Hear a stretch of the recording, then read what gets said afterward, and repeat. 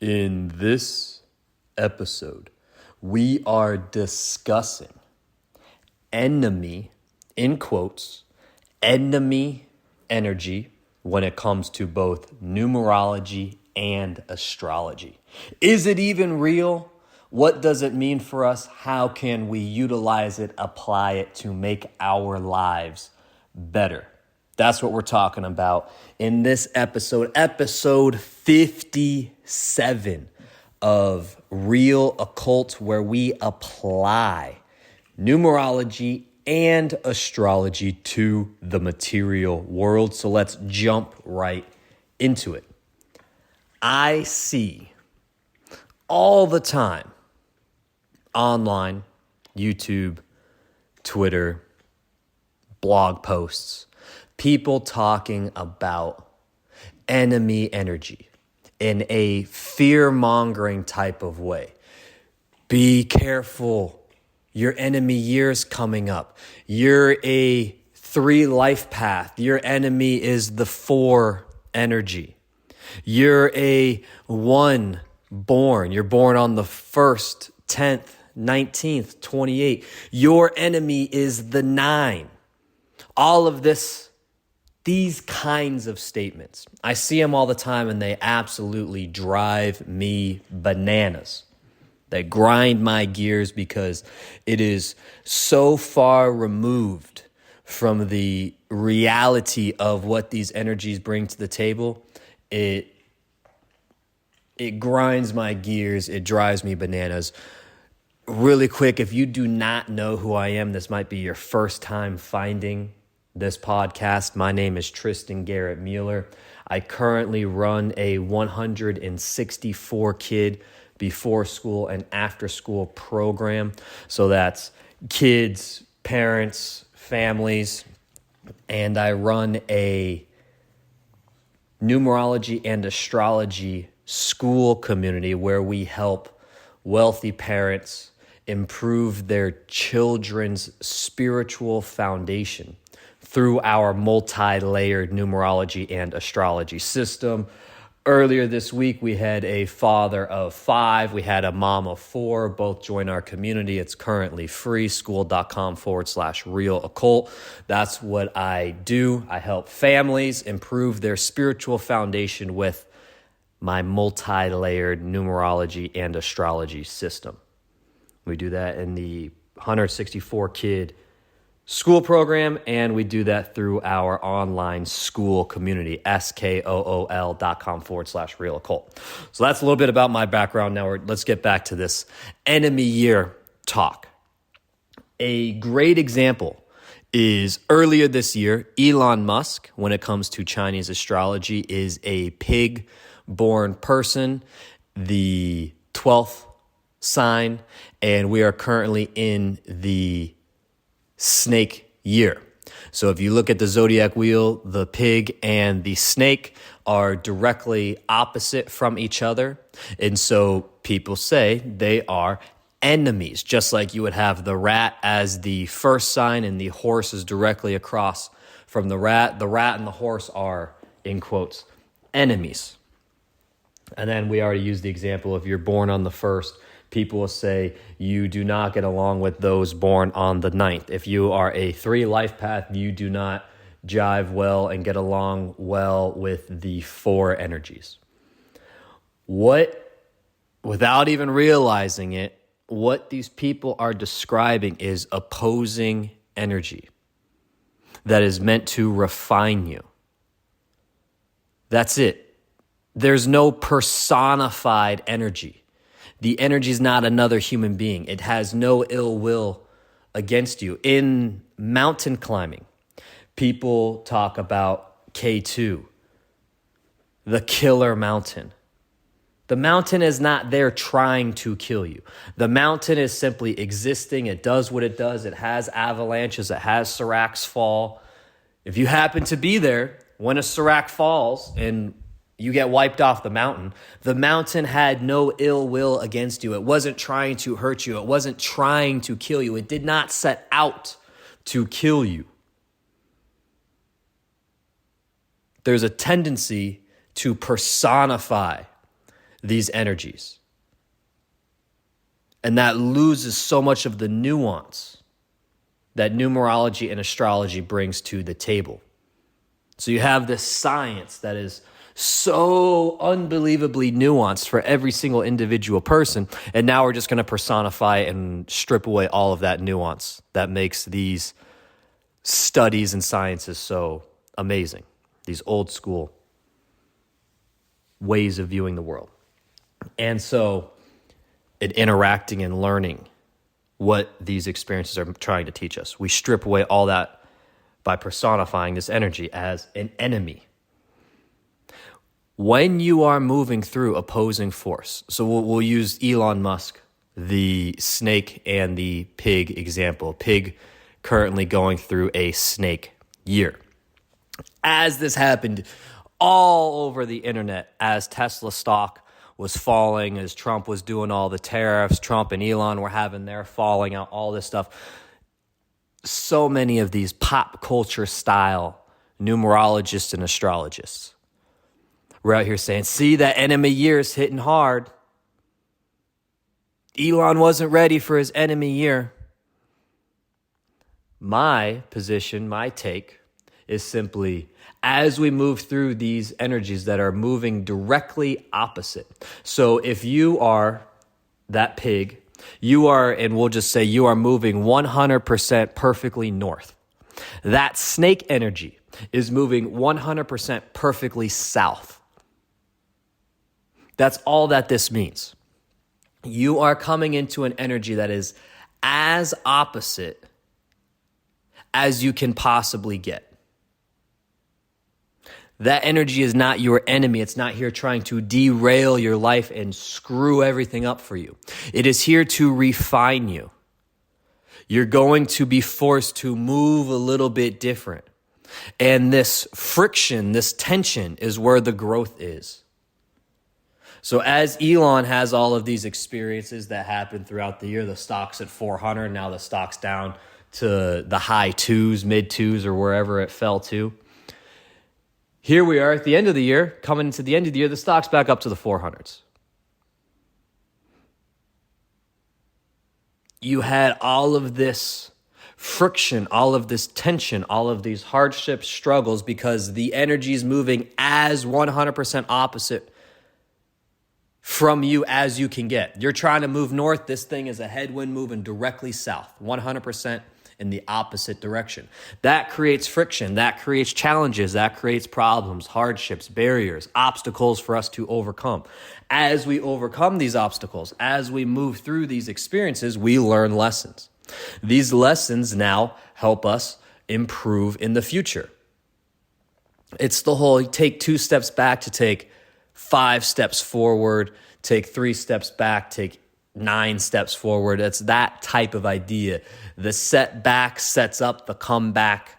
This type of idea that is so commonly talked about, that is these opposing forces. They force you to reevaluate, how am I moving? Is this the proper way for me to be moving through life, acting as I go through these experiences? It's very similar. We recently had a family where every single person in the households, energy was building and improving on the other people in the household.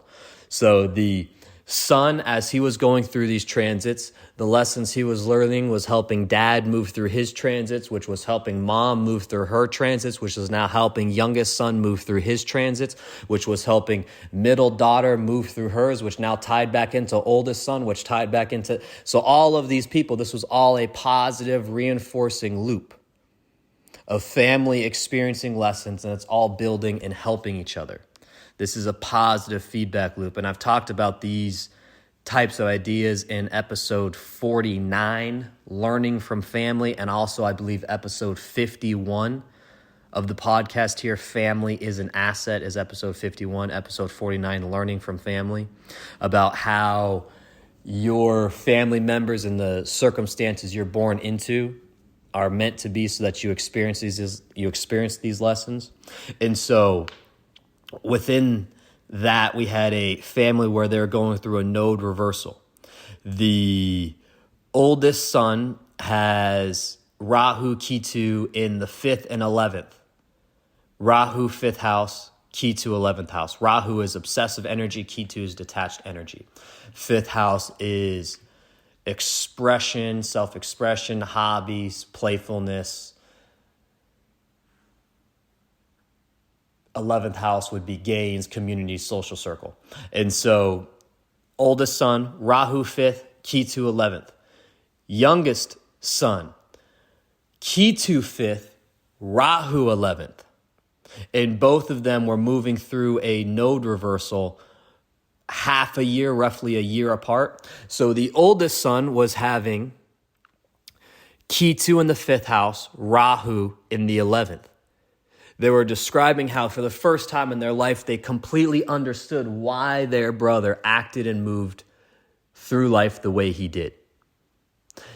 As he transitions out of that node reversal simply meaning the Rahu and Ketu houses are opposite from your birth chart. So Rahu normally in the 5th, when Rahu's in the 11th, now it's in the house that's directly opposing. So it's that 180 degree opposite direction that you're moving directly north, and now the energy's having you move directly south. And so the youngest son is entering his node reversal here at the end of the year. I believe in December, if I remember correctly. He's entering his node reversal at the end of the year.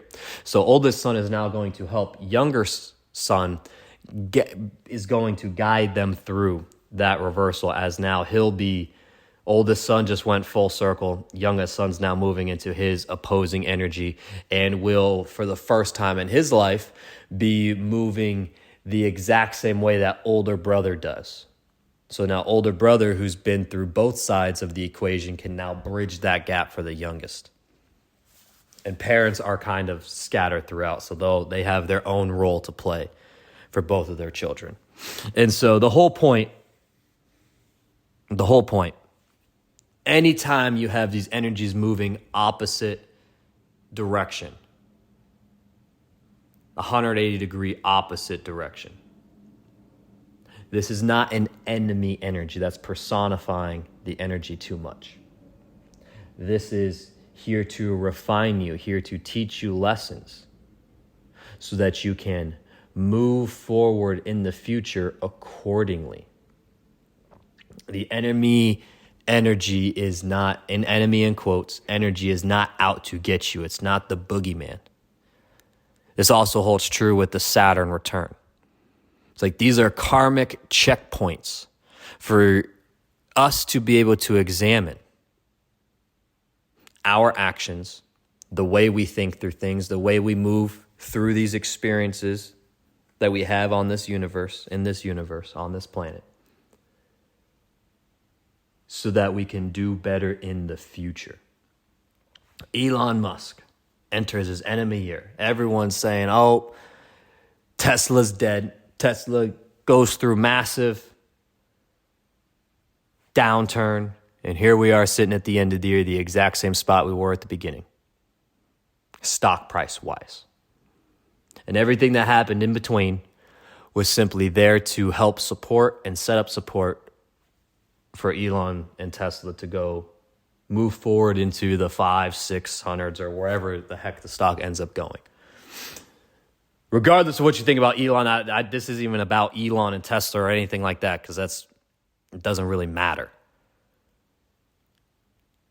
The whole point is people were cheering on Elon going into his enemy year, when in reality, the enemy year is not here to wipe you out.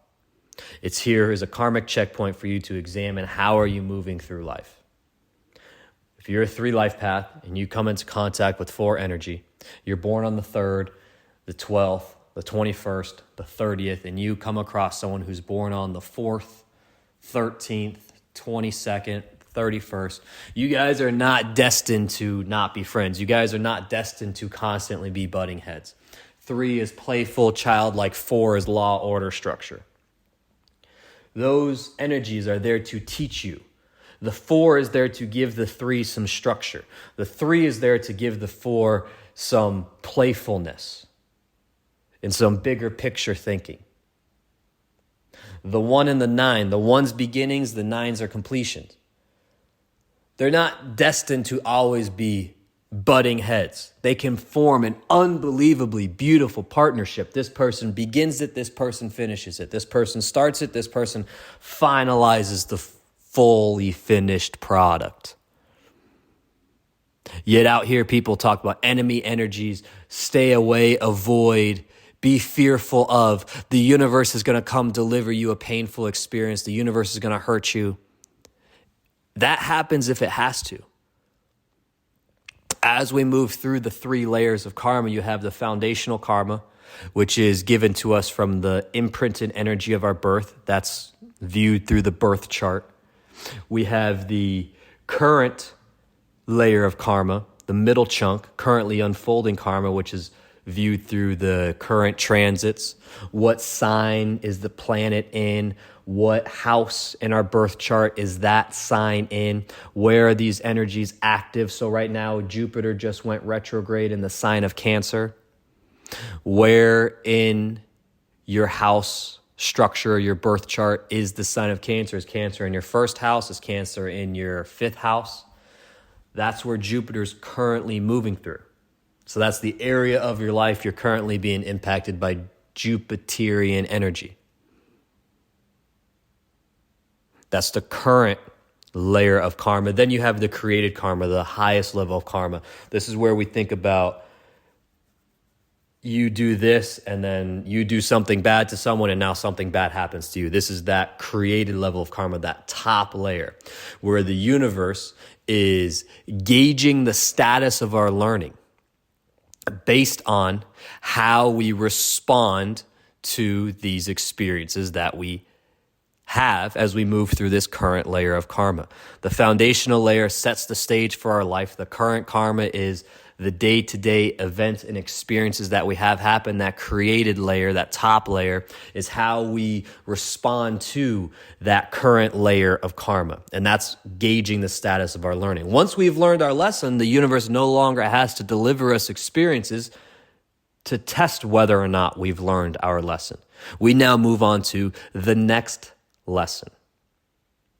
And so as we move through what these people call enemy energies, the way we respond to the experiences we have determine how the rest of that energy is going to play out, and how painful, full of hardship, challenge, and barriers, obstacles, that, in quotes, enemy energy is going to be presenting to us. How many of these challenging experiences are going to be presented to us during this period? That's determined based on the status of our learning, which is that top layer of karma.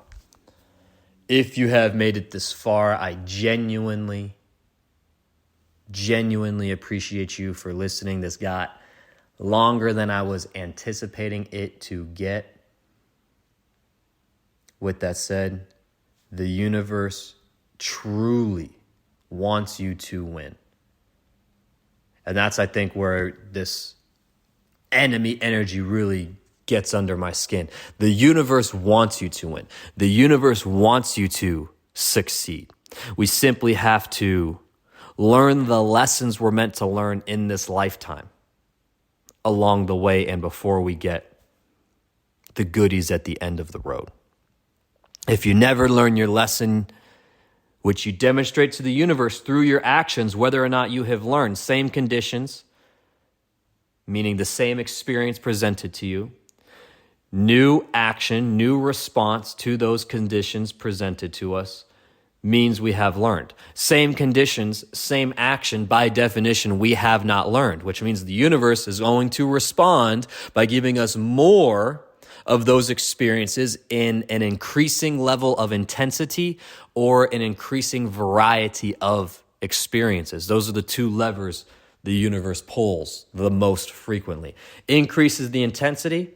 That was a small obstacle. That was a little bit of pain. It's going to increase the intensity to give us more pain, to force us to change our actions, thus demonstrating we've learned our lesson. Or it's going to increase the variety of experiences we have.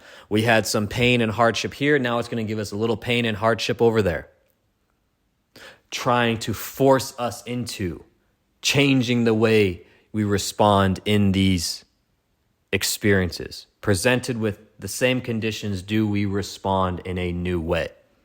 Meaning we have learned our lesson. Or did we respond in a new way, but not properly? We responded in a new way, and that is also not how we are meant to respond. So we're going to have an increase in intensity or increase in variety until we do respond the way we are meant to. And we can see how we're meant to respond to these different obstacles, challenges, barriers, hardships, based on that foundational layer of karma, that birth chart, that imprinted energy from the moment of our birth. And we're going to experience these things through that current layer of karma, and then we have this created layer on the top, wrapping everything together. And so as we move through these, you can look at those. You can look at what energies are currently active and decipher the lessons the universe is trying to teach us so that we can make this process happen faster. The whole point, the universe genuinely, truly wants you to succeed. It wants you to win. We simply have to learn the lessons we're meant to learn in this lifetime. And there's no escaping those lessons. There's no escaping the lessons we're meant to learn in this lifetime. Saturn ensures that. Saturn with its ring ensures there's no escaping those lessons. Because there's no escaping Saturn's ring. Some people are on the front side of Saturn. They're bumping up against the front side of the ring. Some people are resisting life in the ring from Saturn's having to drag them forward through life. Either way, there's no escaping Saturn's ring. There's no escaping the lessons we're meant to learn in this lifetime. We're here to experience the universe and learn the lessons of our imprinted energy. Experience the universe through our imprinted energy so that we can ultimately learn the lessons we're meant to learn in this lifetime and hopefully pass on those lessons to other human beings who are going through their own experiences, learning their own set of lessons based on their own individual birth chart, foundational layer of karma, the created karma that is happening at the top, and as we move through that current karma layer in the middle, allowing us to create that karma at the top. We're all in this together. We're all here to learn lessons and experience the universe. The universe wants us to win, and these opposing energies, these opposing forces are not, in quotes, your enemy. They're simply here to refine us and guide us to the lessons we are meant to learn in this lifetime. Once again, if you've made it this far, I truly, genuinely appreciate you. If you have any questions, you can always send me an email, Tristan@realoccult.com. You can also check out our school community, skool.com/realoccult. It's free. We help families improve not only the parents, but also the children's spiritual foundations for living life. And we do that through our multi-layered numerology and astrology system. So if you're interested in that, go check it out. Completely free community. I have this podcast. Just drop my thoughts as they come to me. The universe wants you to win. I want you to win. And I will talk to you again soon.